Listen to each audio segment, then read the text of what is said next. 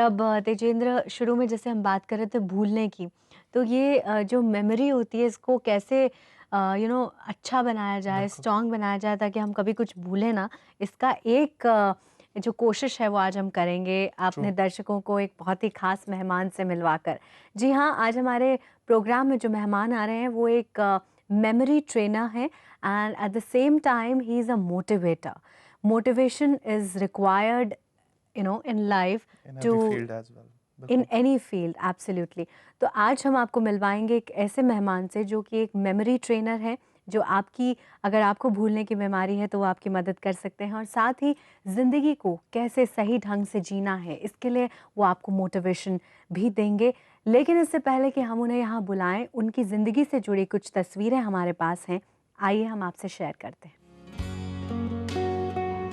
कुछ लोग ऐसे होते हैं जो अपने लिए नहीं बल्कि दूसरों के लिए जीते हैं। कुछ लोग कुछ ऐसा करना चाहते हैं जिससे समाज में उनके आने का मकसद पूरा हो सके। श्री अंबा दत्त भी उन्हीं लोगों में से एक हैं।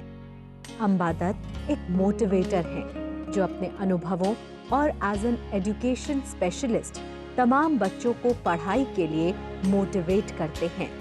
तो आइए मिलते हैं श्री अंबा दत्त से। तो आइए मिलकर स्वागत करते हैं जाने माने मेमोरी ट्रेनर और मोटिवेटर अंबा दत्त भट्ट जी का। अंबा जी नमस्कार। नमस्कार। नमस्कार, बहुत बहुत स्वागत है, आइए। बहुत बहुत धन्यवाद। अंबा जी, बाकियों के बारे में तो नहीं जानता, आज मेरी बहुत मदद होने वाली है।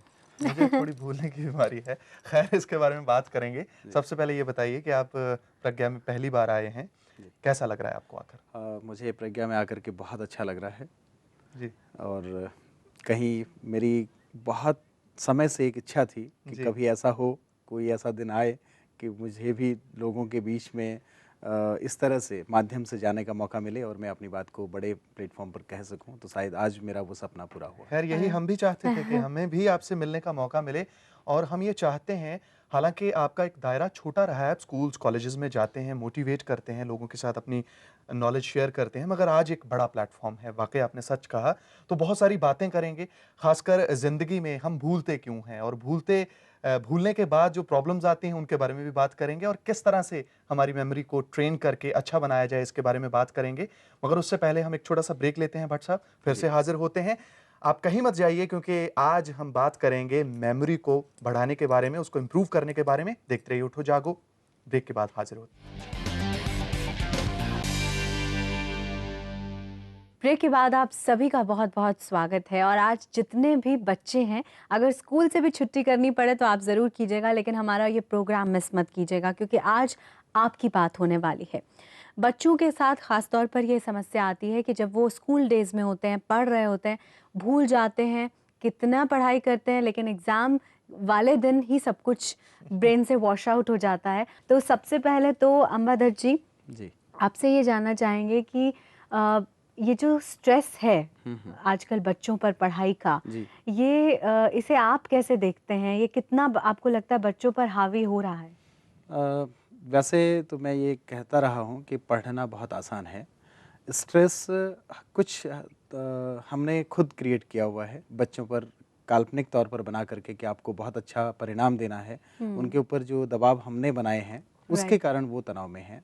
जी वास्तव में पढ़ाई करना बहुत आसान है। एक सिंपल लाइन में अगर मैं कहूँ तो study is extension of existing. आपके जी। पास ऑलरेडी कुछ ज्ञान है और आप उसका विस्तार करते चले जाते हैं, और इसी तरह से ये प्रक्रिया आगे बढ़ती है। जी, मगर भट्ट साहब, जो सोचने वाली बात है, जो सुमेधा कह रही है, जी।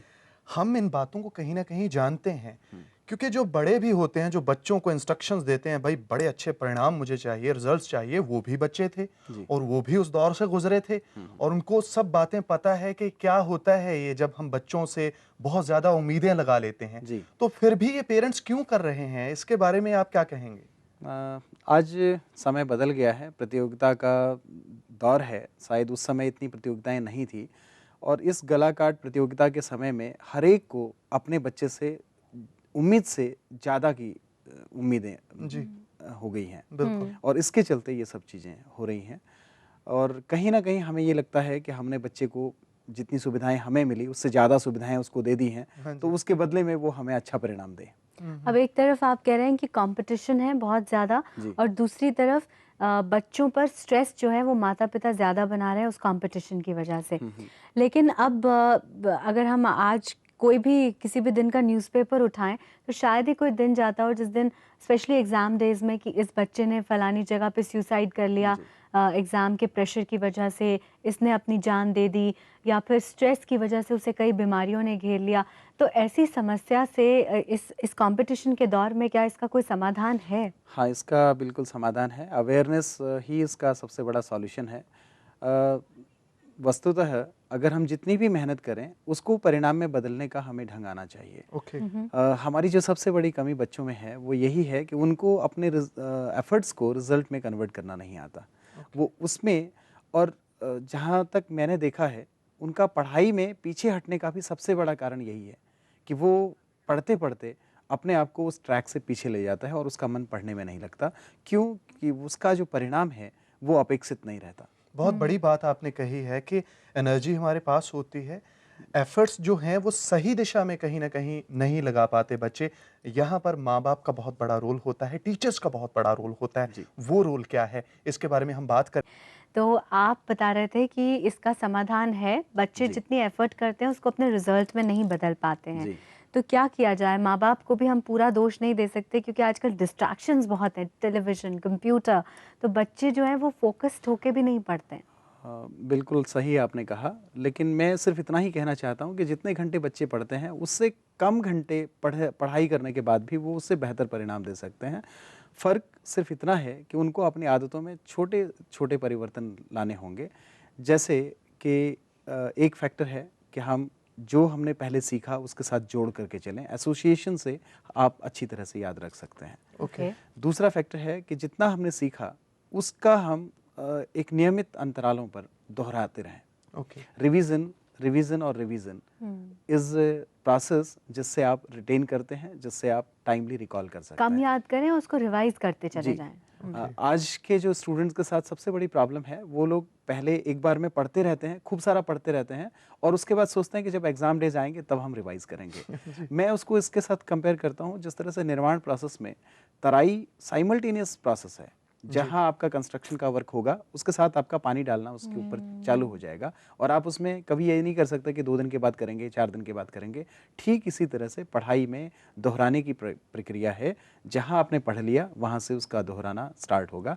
पहली बार 1 दिन के अंदर हमें दोहराना है, 8 घंटे के बाद दोहराना है। कुछ लोग तो अपने लिए विटनेस क्रिएट करते हैं। बच्चा माँ-बाप उसको काम देते हैं और बेटा अभी जैसे ही याद हो जाए मेरे पास आ जाना।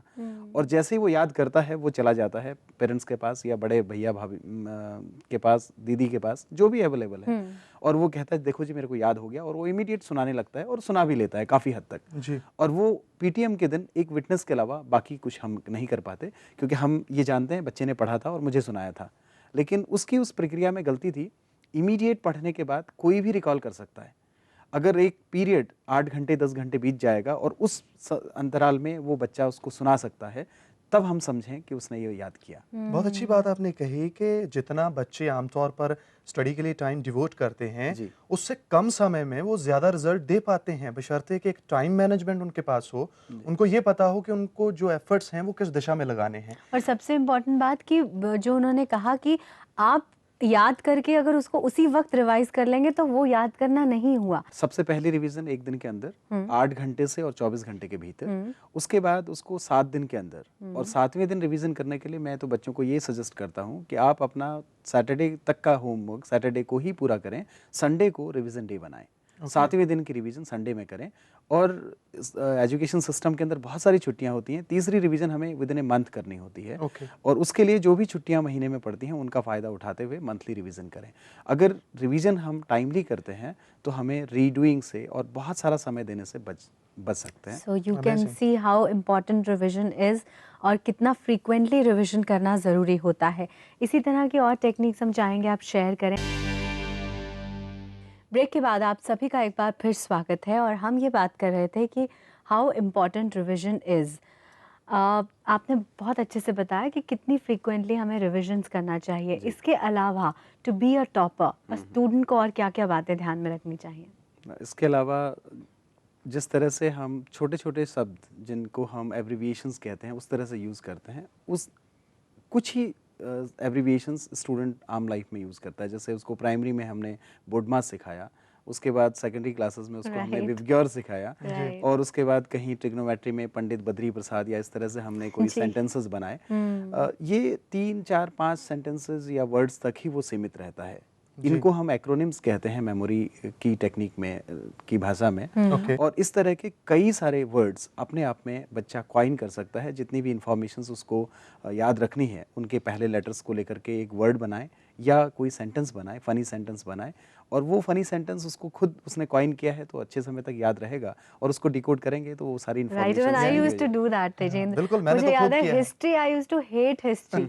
और हिस्ट्री जब भी मैं पढ़ती थी तो मुझे याद है कि वो जो पॉइंट्स होते थे जी। उसका फर्स्ट लेटर का हम लोग शॉर्ट फॉर्म्स बना लेते थे, तो it was actually very easy to I remember. Used to do the same thing Sumita, trust me. और बहुत मजा आता था। 15 पॉइंट्स हैं आपके पास, जी, जी। पहला अल्फाबेट आपने Yeah. उठाया और एक मीनिंगफुल वर्ड बनाकर उसे याद कर लिया। बिल्कुल। This is based on law of association. Exactly. आपने बहुत अच्छी तरह से कहा कि इसे हम शुरू के कुछ सालों में तो इम्प्लीमेंट करते हैं, मगर बाद में कहीं ना कहीं इसे इग्नोर कर दिया जाता हम है। केवल उतना ही इम्प्लीमेंट करते हैं जितना हमें दे दिया जाता है। जी। अभी हम पिक्चर्स के नाम देखें, वहाँ पर भी हम ये यूज़ करते हैं, K3Z, RDB, I know. और भी बहुत सारे DDLJ। DDLJ और पता नहीं कहाँ कहाँ पर, लेकिन हम वहाँ पर इस्तेमाल करते हैं। अपनी पढ़ाई में इस्तेमाल करना सीखें तो हमारा रिजल्ट बहुत बेहतर एक हो बहुत बड़ा फैक्टर भट्ट साहब है टाइम मैनेजमेंट। जी। क्योंकि टाइम को मैनेज ना करने के कारण बहुत से नुकसान उठाने पड़ते हैं बच्चों को। खासकर जैसे सुमेधा ने कहा कि जब बिल्कुल एग्जाम सर पे होते हैं तो आप पूरी दुनिया भर की किताबें खोल कर बैठ जाते हैं। बिल्कुल। तो पूरी दिनचर्या बच्चों की किस तरह की होनी चाहिए और खासकर स्टडी आवर्स कौन से होने चाहिए? जी, स्टडी आवर्स तो मेरे ख्याल से जितना स्कूल में बच्चे पढ़ते हैं उसके अलावा 4-5 घंटे घर पर बहुत है, क्या किसी भी समय हो? क्लास में हो। समय जो बच्चे को सबसे अच्छा लगता हो, क्योंकि बच्चे को खेलना भी बहुत ज़रूरी है, जी। और किसी और काम की कीमत पर उसको पढ़ाई नहीं करनी चाहिए। जब तक पढ़ने में मन ना लगे तब तक पढ़ने का कोई फ़ायदा नहीं है। और एक और चीज़ है कि हम बच्चे को एक ही बार में 3 घंटे 4 घंटे तक बिठाते हैं पढ़ने के लिए, जबकि बच्चे का जो एक बार में अटेंशन स्पैन है वो 45 मिनट्स 50 मिनट्स रहता है। मैक्सिमम। तो हमें चाहिए कि हम बच्चे को 40 मिनट 50 मिनट पढ़ने दें, और उसके बाद उसको 10 मिनट के लिए ब्रेक किसी भी एक्टिविटी को करने के लिए ब्रेक दें। अब जो ये और मन ना करने वाली बात है, जी। यहाँ आपको लगता है मोटिवेशन इज रिक्वायर्ड? क्योंकि मान लीजिए किसी सब्जेक्ट में नंबर कम आए, बच्चा घर आकर रिपोर्ट कार्ड माँ बाप को दिखाता है, तो माता पिता सबसे पहले कहते हैं कि तुम इतना पढ़ के भी अगर तुम्हारा ये हाल है जी, जी। तो तुम शायद जिंदगी में कुछ नहीं कर पाओगे। ये वो एक सेंटेंस बच्चे के मोराल को कितना गिरा देता है, ये माता पिता रियलाइज नहीं करते। नहीं, ये हमारे जो नेगेटिव रिमार्क्स हैं बच्चों पर, ये बहुत असर डालते हैं। वस्तुतः हमारा सबकॉन्शियस माइंड नेगेटिव चीज़ों को बहुत तेज़ी से ग्रहण करता है और उनके ऊपर ही सीधा अमल करता है। पॉजिटिव बातें वो बहुत स्लो एक्सेप्ट करता है, लेकिन नेगेटिव चीज़ें जो भी हम उनके लिए कहते हैं कि भाई आप ऐसा नहीं कर सकते, आपसे ऐसा नहीं होता, तो बच्चे के मन में ख्याल आता है कि मेरा जो एफर्ट्स हैं वो सब वेस्ट हैं, क्योंकि मुझे रिजल्ट मेरा नहीं आएगा। और कहीं ना कहीं ये बातें जो सबकॉन्शियस माइंड ने उसकी पकड़ ली हैं, उसी तरह से परिणाम आने लगते हैं। यानी सबकॉन्शियस जो होता है किसी का भी, वो भी सच में एक बिगड़ा हुआ बच्चा होता है। बिल्कुल, वो बिगड़े हुए बच्चे की तरह जो नेगेटिव रिमार्क्स हैं उन पर ज़्यादा काम करता है। और एक और बात मैं आजकल काफ़ी पढ़ने के बाद बच्चों को कहने लगा हूँ कि जी। आप चाहें तो इस सबकॉन्शियस माइंड का बहुत फ़ायदा उठा सकते हैं, और वो इस तरह से कि नॉर्मल डेज़ में हमारे स्लीपिंग आवर्स से ठीक पहले जो काम करने का स्टाइल है उसके अंदर पढ़ाई के लिए जगह नहीं है। पढ़ाई 2 घंटा 3 घंटा 1 घंटा पहले ख़त्म हो जाती है, लेकिन हमारा जो सबकॉन्शियस माइंड है जो आखिरी एक्टिविटी होती है उसके साथ सबसे ज़्यादा टाइम सोने का उसमें बिताता है। अगर आप लड़ाई झगड़े के साथ सोते हैं तो वो आपका पक्का होता है, अगर आप टीवी सीरियल के साथ सोते हैं तो वो आपका पक्का होता है। तो मैं बच्चों को सिर्फ ये कहना चाहता हूँ कि आप कुछ भी करें अपने पूरे दिन में, लेकिन अंतिम के सोने से 15-20 मिनट पहले का समय जरूर अपनी दिन भर की जो चीज़ें आपने पढ़ी हुई हैं उनके साथ बिताएं, ताकि आपको वो 6 घंटे 8 घंटे के बराबर पढ़ने का उसका लाभ हो सके। राइट, यहाँ पर एक चीज़ मैं और आपसे जानूंगी, हालांकि हमारे सेगमेंट का वक्त हो गया है अभी, कि कंपटीशन, आजकल जो कंपटीशन का दौर है, क्या ज़रूरी है कि हम बच्चों को कहें कि तुम्हें पढ़ो क्योंकि तुम्हें डॉक्टर बनना है, पढ़ो क्योंकि तुम्हें MBA करना है, पढ़ो क्योंकि तुम्हें इंजीनियर बनना है? तो क्या हम बच्चों पे नहीं छोड़ सकते कि whatever they want to do let them pursue that? ये हम जानेंगे, क्या माता पिता का अप्रोच बदलना टुवर्ड्स लाइफ ज़रूरी है? अभी हमारे साथ भट्ट साहब मौजूद हैं स्टूडियो में, उनसे लगातार बात कर रहे हैं हम। भट्ट जी, कंपटीशन की बात हम करेंगे, किस तरह का प्रेशर है बच्चों पर, अनड्यू प्रेशर है या सही प्रेशर है, उसकी बात करेंगे। मगर उससे पहले मैं ये जानना चाहूँगा कि इंडियन एजुकेशन सिस्टम की अगर बात करें, हमने ये रियलाइज़ किया है, कम से कम मैंने तो, कि आप पूरा साल स्टडी करते हैं और 3-4 घंटे में रिटन टेस्ट में आपकी असेसमेंट की जाती है। जी। आप इस इंडियन सिस्टम को, एजुकेशन सिस्टम को कहाँ तक जायज़ मानते हैं और क्या वाक़ई में हम बच्चे की काबिलियत को जान पाते हैं इससे? सिस्टम है, काफ़ी समय से चला आ रहा है, तो 3 घंटे में भी बिल्कुल चेक किया जा सकता है। लेकिन जो मैं पहले पॉइंट पर आना चाहता हूँ कि जो हमने प्रेशर उनको दिया हुआ है, उसमें दोनों एस्पेक्ट्स हैं। अगर पॉजिटिव प्रेशर के साथ चलें तो आगे बढ़ने के लिए पॉजिटिव स्ट्रेस का होना भी बहुत ज़रूरी है। जब तक हमारे सामने कोई चुनौती नहीं है, चैलेंज नहीं है, तब तक हम आगे बढ़ने के बारे में नहीं सोच सकते, या ये कह लीजिए कि आगे बढ़ने के लिए चैलेंज का होना भी बहुत ज़रूरी है। जी। लेकिन एक लिमिट को क्रॉस करने के बाद वही चैलेंज नेगेटिव स्ट्रेस में कन्वर्ट हो जाता है। यहाँ पर मैं एज एक्सपर्ट ये सिर्फ कह सकता हूँ कि हमारे जो बच्चे हैं उनको अगर हम सही गाइड करें तो पहले वो डिज़र्व करेंगे और तब उनकी डिज़ायर होगी कुछ बनने की, रादर देन कि हमारी पहले डिज़ायर हो जाए कि हम ये बनना चाहिए, हमें वो बनना चाहिए, और हम उसके लायक तैयारी नहीं कर पा रहे हैं या उसके लायक परिणाम नहीं दे पा रहे हैं। राइट, तो फिर वो हम कैसे जाने कि ये बच्चा डॉक्टर बनना डिजर्व करता भी है या नहीं? नहीं, सभी के पास बहुत पोटेंशियल है, बहुत ब्रेन हमारा बहुत पावरफुल है।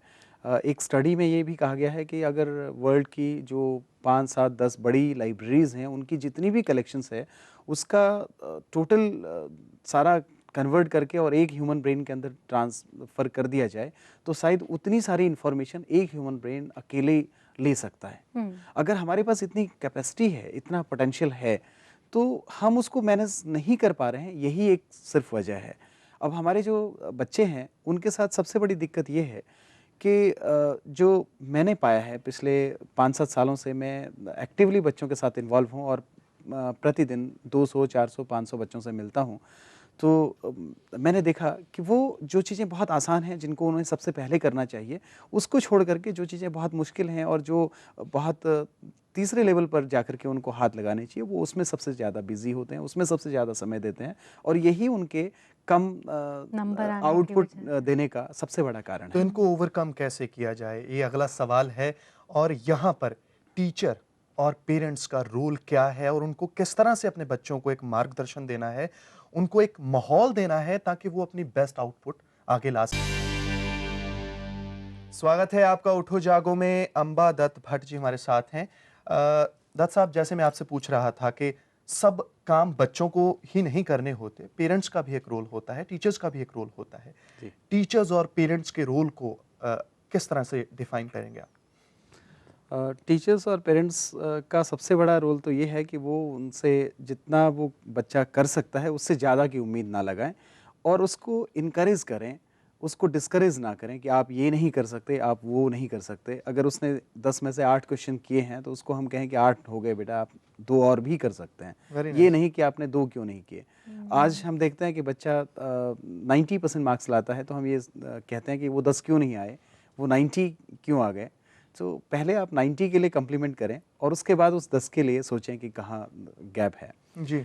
और इसके अलावा जो मैं आपको ये कह रहा था कि जो हमारा जो स्टूडेंट का जो गैप है, वो इसलिए है कि वो मुश्किल पे बहुत ज़्यादा समय देता है और आसान चीज़ों को छोड़ देता है। जी। हमारे एजुकेशन सिस्टम के अंदर भी हमारा जो टेस्टिंग है, इवैल्यूएशन है, वो नॉलेज, अंडरस्टैंडिंग, एप्लीकेशन और स्किल इस तरह से बटा हुआ है। जी। नॉलेज और अंडरस्टैंडिंग की वेटेज मिला करके लगभग 65% आती है और स्टूडेंट इस 65 को हल्का लेकर के बाकी बचे हुए 35% पे अपने एफर्ट्स लगाता है और अपना सारा समय लगाता है। जी। और Absolutely. इसलिए इस 65 में से उसको कुछ आता है और उस 35 में से भी थोड़ा आता है, इसलिए उसका हमेशा रिजल्ट स्विंगिंग मोड में रहता है।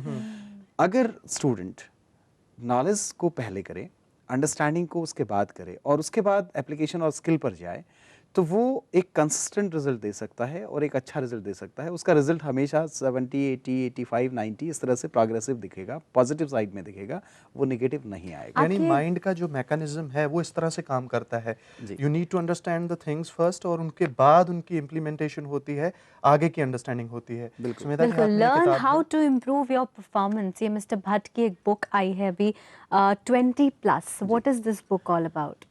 20+ में मैंने यही कहने की कोशिश की है कि अगर आप अपने उसी एफर्ट्स को जितना आप कर रहे हैं उतने टाइम में ही पढ़ें, लेकिन आप ये जो प्रोसेस मैंने कहा कि आसान से डिफ़िकल्ट की तरफ जाएं, टाइमली रिवाइज करें, एक्रोनिम्स और एसोसिएशन का इस्तेमाल करें, तो आप अपनी परफॉर्मेंस में अगर आप 65 पे हैं, 60 पे हैं, तो आप 20+ ऐड कर सकते हैं, आप 80, 85 के लेवल पे जा सकते हैं, 20 उसमें प्लस हो 20+ जाएगा, करे हुए इसलिए हैं। ये 20+ चलिए है। कुछ कुछ That's- छोटी छोटी बातें हैं, कुछ छोटे छोटे टिप्स हैं जी। जिनको इस्तेमाल करने से हम रोज़मर्रा ज़िंदगी में अपनी जो मेमोरी है उसको इम्प्रूव कर सकते हैं, उनके Right. बारे में बात करेंगे। मगर तो ये तो आपने बताया कि किस तरह से अपनी परफॉर्मेंस को आप इम्प्रूव कर सकते हैं।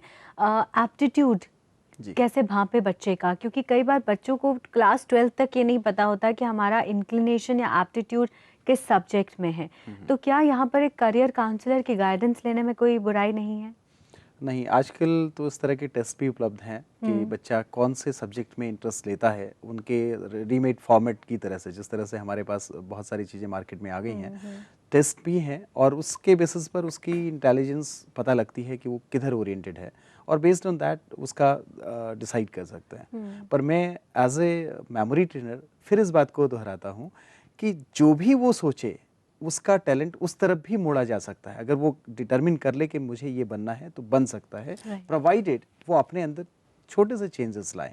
और उन छोटे से चेंजेस में जैसे मैंने आपसे पहले शेयर किया कि नॉलेज, अंडरस्टैंडिंग, एप्लीकेशन और स्किल Skill. इस तरह से मूव करे, इजी से डिफिकल्ट में जाए। जैसे हमने साइकिल चलाना सीखा, हमने साइकिल चलाना वहाँ सीखा जहाँ पर कोई व्हीकल नहीं था। बिल्कुल और हर एक नया सीखने वाला सबसे पहले उस जगह पर जाकर के प्रैक्टिस करता है जहाँ उसको सब मिनिमम रेजिस्टेंस मिलता है, मैदान खाली हो या मैदान खाली हो। जी। तो यही चीज़ हमारी पढ़ाई में भी है। हम पढ़ाई में बहुत मुश्किल चीज़ की तरफ सबसे पहले क्यों लपकते हैं, ये चीज़ मैं भी आज भी इसका आंसर ढूंढने की कोशिश करता वाकई हूँ में कि सोचने कहीं ना वाली बात कहीं है। हमारे टीचर्स और हमारे पेरेंट्स की क्योंकि कमी शायद की वजह से। We take that for granted कि आसान चीज तो आ ही जाएगी, ये कब आएगी, इसलिए पहले इससे शुरुआत लेकिन की हर जाए। पेपर देने के बाद तो यही होता है कि ये चीज़ें बहुत आसान थी, ये हो सकती ये थी और हो ये सकती मैंने थी। नहीं की। Right. इसीलिए कैनी फार्मूले की मैं बात करता हूँ, constant and never ending improvement. आसान सबसे पहले जी, और मुश्किल बहुत उसके बाद। इंटरेस्ट है आसान और इस मुश्किल के खेल को आगे लेकर जाएंगे और बहुत सारी बातें आपसे करेंगे। करेंगे।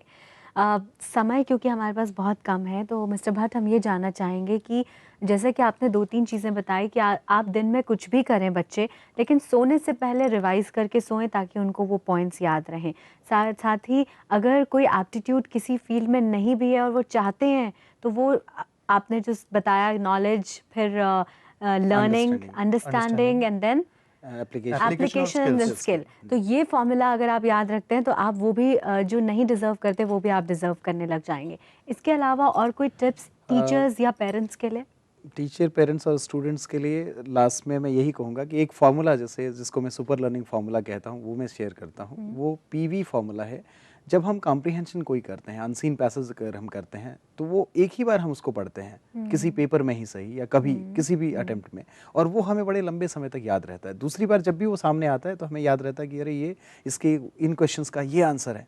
एकदम से एक एक्साइटमेंट के साथ वो आंसर हमें वैसे के वैसे ही आते हैं। तो मैं ये सजेस्ट करता हूँ कि हम अपना पढ़ने का ढंग उसी कॉम्प्रिहेंशन को जिस तरह से हमने सॉल्व किया उसकी तरह करें, और वो है पीवी फार्मूला। पी का मतलब है जो भी हमने पढ़ना है उसका एक प्रीव्यू ले लें, एक नज़र उसको देखें कि हम क्या पढ़ने वाले हैं, इसमें क्या क्या मिलने वाला है। उसके बाद क्यू क्वेश्चंस, इसको पढ़ने के बाद कौन से क्वेश्चंस का आंसर्स देखने होंगे। जब आपके जहन में क्वेश्चंस होते हैं तो आप जब पढ़ते हैं उनके आंसर्स को ढूंढने के लिए पढ़ते हैं, यानी आपका अटेंशन और आपका कंसंट्रेशन डबल रहता है। इसके बाद रीडिंग, तेज़ी से पढ़ें, ध्यान से पढ़ें और क्वेश्चंस का आंसर्स ढूंढते चले जाएं। और जब पढ़ाई, जब वो पैराग्राफ पूरा हो जाए, जब वो पेज पूरा हो जाए, तो उसकी एक समरी बनाएं कि हमने क्या पढ़ा, और उसके बाद टेस्ट टी यानी क्वेश्चन आंसर्स करें। और सबसे ज़्यादा इंपॉर्टेंट कि नॉर्मली हम लोग पढ़ते हैं और क्वेश्चन आंसर्स पर ख़त्म करते हैं। यहाँ पर हम यही ख़त्म ना करके उसका जो हमने कंटेंट्स पढ़े वो किस लिए यूज़फुल थे, किसके काम आते हैं, किस तरह से वो उसको यूज़ करता है, यानी यूज़ हम उसका देखें। और जब हम उसका यूज़ देख लें तो उसका एक अपने आप उसका एक मानसिक चित्रण, विजुअलाइजेशन होता है, विजुअल बनता है। और जब आपके पास विजुअल बन जाता है तो वो इन्फॉर्मेशन बड़ी आसानी से आपको याद हो जाती है। Very nice. मुझे कभी लग रहा है सोचा था इतना आपने डिटेल में कभी अनसीन पैसेज पढ़ते हुए कभी ध्यान दिया था, लेकिन ये बहुत अच्छा तरीका है। क्वेश्चंस पढ़ लीजिए, फिर अनसीन पैसेज को पढ़िए और फिर देखिए उन क्वेश्चंस के आंसर आपको कैसे मिलते हैं। आप मुझे और सुमेधा को समय पहले मिले होते तो हमारे मार्क्स हम भी अच्छे टॉपर्स आते। बन गए होते। हम टॉपर्स बने होते। खैर जाते-जाते एक आखिरी सवाल आपसे करूँगा। आज कंपटीशन का दौर है, सुमेधा ने भी आपसे पूछा था, हमको आगे बढ़ना है, यकीनन तरक्की हर कोई इंसान करना चाहता है, पेरेंट्स बहुत सारी उम्मीदें करते हैं अपने बच्चों से। इस पूरे माहौल में जी। एक ओवरव्यू क्या देना चाहेंगे आपको कि हमारी अप्रोच बच्चों के प्रति क्या होनी चाहिए?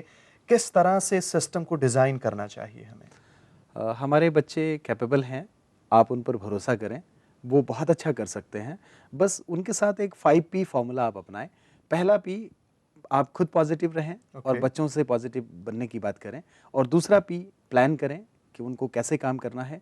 तीसरा P, उनको उस प्रिपेयर कराएं उस प्लान के हिसाब से। प्रिपरेशन। और चौथा P, उसका प्रैक्टिस कराएं। और पांचवा P, जब उनकी परफॉर्म करने की बारी आए वो परफॉर्म करें। वाह! वाओ, तो 5 Ps जैसे ही ये सब होगा तो अपने आप वो सफलता के उच्चतम शिखर पर होंगे। क्या बात है। बहुत और अच्छा साहब लगा आज आपसे बात करके, और आई एम श्योर जितने भी बच्चों ने आज ये प्रोग्राम देखा होगा उनको बहुत फ़ायदा हुआ होगा।